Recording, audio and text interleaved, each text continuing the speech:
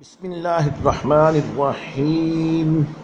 کل نفس ذائقۃ الموت، ہر نفس کو موت کا ذائقہ چکھنا ہے۔ برادران اسلام، جن لوگوں نے موت کی تیاری کی، ان کی موت ان لوگوں کی موت کی طرح ہرگز نہیں جنہوں نے اپنی موت کو پس پشت ڈال دیا۔ حتیٰ کہ اگر مومن پر بوقت موت شدت کی جائے، سختی کی جائے، تو وہ سختی اس طرح کی سختی قطعاً نہیں ہوتی جو کافروں پر کی جاتی ہے۔ کافر اور نافرمان پر موت کے وقت جو سختی کی جاتی ہے وہ عذاب کا ایک حصہ ہوتی ہے، اور مومن پر جو موت کے وقت سختی کی جاتی ہے، جو شدت ہوتی ہے، وہ اس کے درجات کی بلندی کا سبب ہوتی ہے۔ کیونکہ بندہ مومن پر کسی طرح کی بھی تکلیف آتی ہے تو اس کو اس تکلیف کے بدلے اللہ کریم اجر نصیب فرماتا ہے، اور اس کے بدلے اس کے گناہ معاف فرمائے جاتے ہیں، جیسا کہ سیدہ طاہرہ پاکیزہ اماں عائشہ رضی اللہ تعالی عنہا سے مروی کہ میرے اور آپ کے کریم آقا حضرت محمد مصطفیٰ صلی اللہ علیہ وآلہ وسلم نے فرمایا، مسلمان پر جو بھی مصیبت آتی ہے، یہاں تک کہ جو کانٹا بھی اس کو چبھویا جاتا ہے، اللہ اس کے بدلے اس کے گناہوں کو مٹا دیتا ہے۔ بلکہ خاص موت کے بارے میں فرمایا، الموت کفارۃ لکل مؤمن، موت ہر مومن کے لیے اس کے گناہوں کی طرف سے کفارہ ہوتی ہے۔ برادران اسلام، یہاں ایک وہم کا ازالہ بھی ہو جائے جو انبیاء اکرام صلی اللہ علیہ وآلہ وسلم، ہمارے نبی علیہ الصلوۃ والسلام اور دوسرے نبیوں کے بارے میں کہ اللہ کے نبی تو مقرب بندے ہوتے ہیں، تو اس پر موت کی سختی کیوں ہوتی ہے؟ تو اس کے دو جواب ہیں۔ پہلا تو یہ ہے کہ یہ موت کی سختی کی وجہ سے ان کے درجات کی بلندی ہوتی ہے، اور دوسرا ان نفوس قدسیہ کی زندگی اور موت انسانیت کے لیے ہدایت و رہنمائی کا ذریعہ ہوتی ہے۔ جس طرح ان کی زندگیوں سے انسانوں کو نصیحت ہوتی ہے، اسی طرح ان کے مبارک وصال سے بھی عقل مند ہدایت پاتے ہیں۔ بس موت کی سختیوں پر اللہ کی بارگاہ سے مدد کا سوال کرنے والے انبیاء اکرام ہمارے لیے مشعل راہ ہوتے ہیں۔ میں اور تم کس گنتی میں شمار ہوتے ہیں؟ ہمارے لیے تو موت یقیناً زیادہ شدید ہونے والی ہے، لہذا ہمیں ضرورت ہے موت کی تیاری کرنے کی۔ اگر تیاری کی ہو تو کبھی ڈر نہ لگے۔ 10 سال کے بچے سے لے کر 100 سال کے بوڑھے تک کوئی مرنا نہیں چاہتا۔ کیوں نہیں مرنا چاہتا؟ کیونکہ تیاری نہیں کی۔ موت مسلمان کی ہو یا کافر کی، اچھے کی ہو یا برے کی، بہرحال موت ہے جو ساری لذتوں کو مٹانے والی ہے، سارے عیش و عشرت کو ختم کرنے والی ہے، ہر راحت و آرام کو چھیننے والی ہے، ہر مہلت کو ختم کر دینے والی ہے۔ موت سے کوئی بے خوف نہیں ہو سکتا۔ اس معاملے میں کبھی بھی غفلت نہیں برتنی چاہیے۔ ہر پل، ہر لمحہ، ہر آن، ہر گھڑی موت کو سامنے رکھنا چاہیے، اس کو یاد رکھنا چاہیے، تو خود بخود انسان کے اندر ایک تبدیلی آ جائے گی۔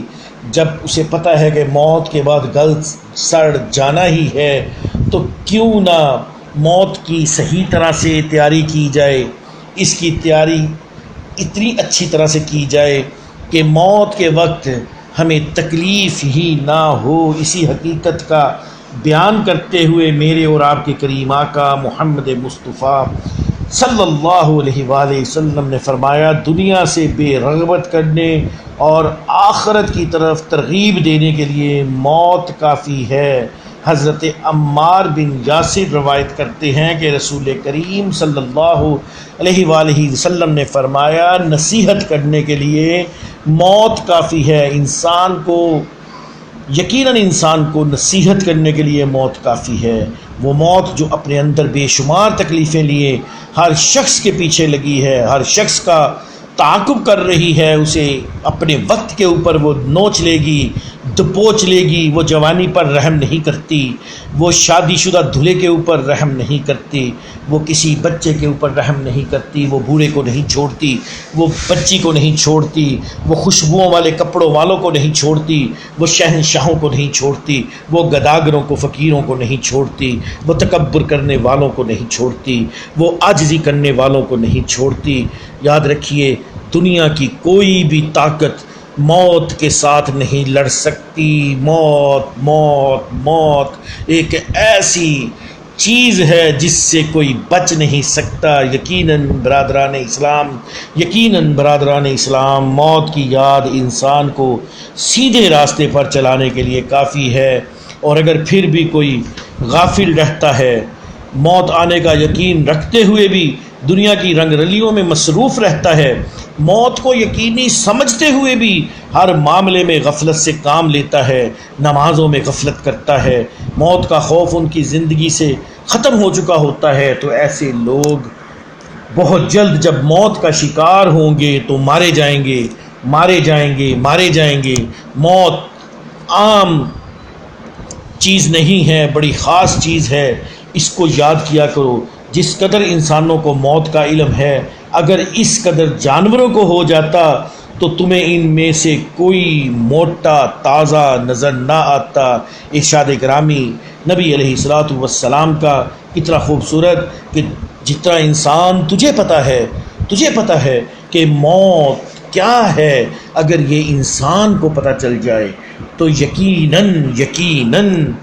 وہ کبھی اگر جانور کو پتہ چل جائے تو وہ کبھی موٹا بھی نہ ہو، تازہ بھی نہ ہو، اسے ہر وقت موت کی فکر رہے۔ حاضرین محترم، ایک بچہ نوجوان نماز پڑھ کے مسجد کر دکان سے فارغ ہو کے گھر آتا ہے تو مغرب کی نماز کا وقت نکل رہا ہے، عشاء کا وقت قریب ہو رہا ہے، پسینے سے شرابور ہے، جلدی وضو کر کے نماز کی نیت کر لیتا ہے کہ مغرب کی نماز پڑھ لوں۔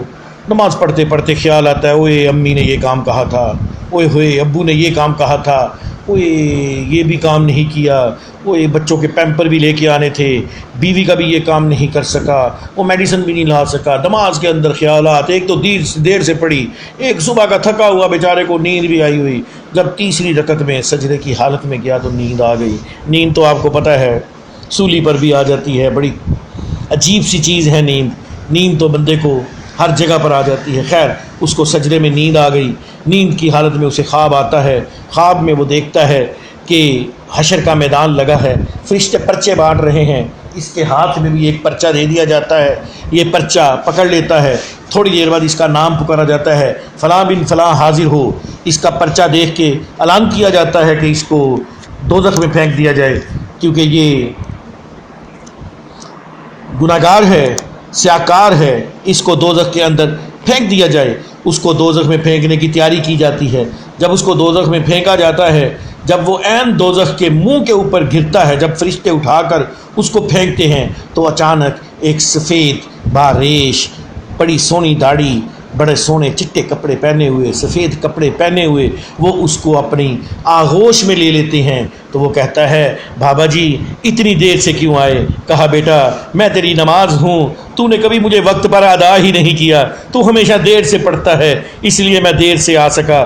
دوستو، یہ سمجھانے کے لیے ہے، یہ واقعہ صرف سمجھانے کے لیے ہے۔ اپنی نمازوں کی طرف توجہ دیجیے، اپنی نمازوں کو وقت پر پڑھیے، اپنی نمازوں کی حفاظت کیجیے، اپنے عقیدہ کی حفاظت کیجیے، اپنے محبوب حضرت محمد مصطفیٰ صلی اللہ علیہ وآلہ وسلم کی تعظیم انتہا سے زیادہ کیجیے، ان کی اتباع کیجیے، ان کی اطاعت کیجیے، کثرت سے درود پڑھیے، استغفار پڑھیے، اپنے نبی علیہ السلام کے ساتھ محبت کی انتہا کر دیجیے۔ موت تمہارا کچھ نہیں بگاڑے گی، موت ہمارا کچھ نہیں بگاڑے گی۔ جس کے پاس نماز کی دولت آ گئی، جس کے پاس قرآن کی دولت آ گئی، جس کے پاس محبت رسول کی دولت آ گئی، جس کے پاس درود پاک کی دولت آ گئی، جس کے پاس استغفار کی دولت آ گئی، جس کے پاس اللہ تعالیٰ کی رحمت اور فضل کی دولت آ گئی، یقیناً وہ کہے گا کہ آ موت میں تیار ہوں، آ موت میں تیار ہوں، آ موت میں تیار ہوں۔ اللہ تمہیں اور مجھے اپنی موت کی فکر کرنے کی توفیق نصیب فرمائے۔ وما علینا الا البلاغ۔